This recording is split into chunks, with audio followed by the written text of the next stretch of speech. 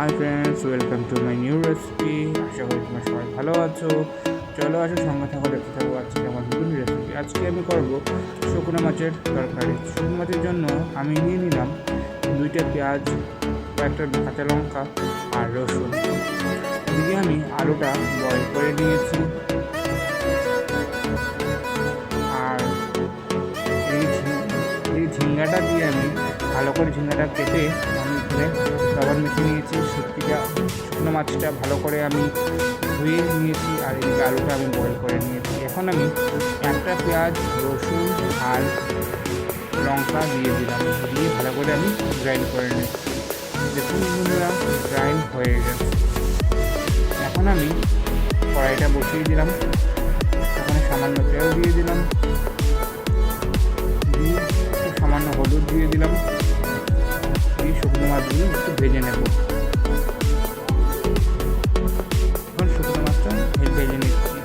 এখন সামান্য একটু নুন দিয়ে দিলাম, দিয়ে এখন শুকনো মাছটা নামিয়ে নিলাম। আবার ওই তেলেই আমি একটু পেঁয়াজ কুচি করে দিয়ে একটা পেঁয়াজ কুচি করে দিয়ে দিয়েছি। ভালো করে এখন আমি ভেজে নিচ্ছি। ভাজা হয়ে গেছে। এখন আমি গ্রাইন্ড করা মশলাটা দিয়ে দিলাম, দিয়ে সামান্য হলুদ দিয়ে দিলাম, সামান্য লাল মির্চ পাউডার দিয়ে দিলাম,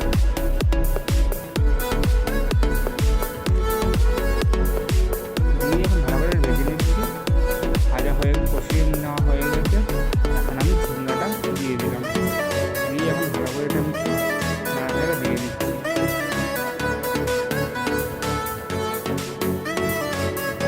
নাড়াচাড়া দেওয়া হয়ে গেছে, ভাজা ভাজা হয়ে গেছে। আমি সিদ্ধ করা আলুটা দিয়ে এখন আর একটু ভেজে নিচ্ছি।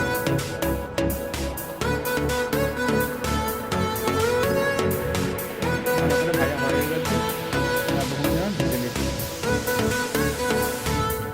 দিয়ে আর একটু ভাজা ভাজা করে দিচ্ছি।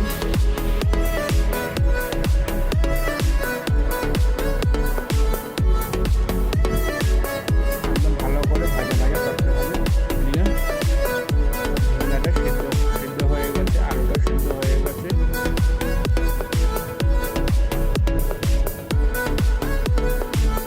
এখন আমি অল্প জল দিয়ে দিলাম, দিয়ে শুকনো মাছটা দিয়ে দিলাম, দিয়ে এখন ভালো করে আর একটু করে নেব। এই ঢাকা দিয়ে আমি একটু সামান্য ধনিয়া পাতা দিয়ে দিলাম, আশা করি ভিডিওটা তোমাদের ভালো লাগবে। তোমরাও বাড়িতে বানাও। আর আমার বাড়িতে ফুল বানিয়েছিল আর একটা